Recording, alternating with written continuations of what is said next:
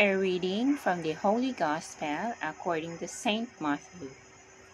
After that, Jesus came to Caesarea Philippi.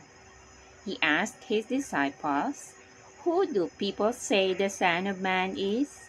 They said, "For some of them, you are John the Baptist, for others, Elijah, or Jeremiah, or one of the prophets."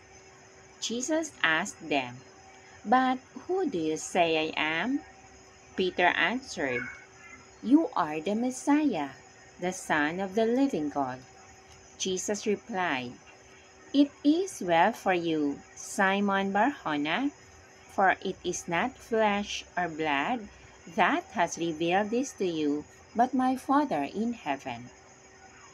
And now I say to you, you are Peter, and on this rock I will build my church, and never will the powers of death overcome it.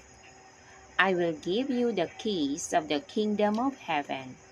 Whatever you bind on earth shall be bound in heaven, and what you unbind on earth shall be unbound in heaven." Then he ordered his disciples not to tell anyone that he was the Christ.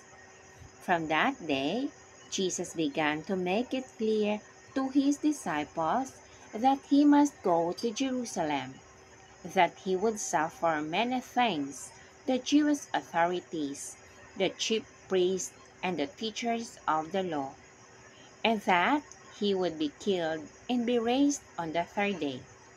Then Peter took him aside and began to reproach him. "Never, Lord!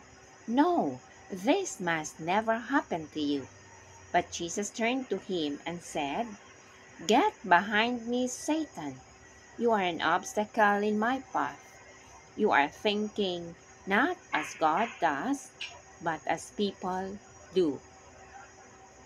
The Gospel of the Lord. Praise to you, Lord Jesus Christ.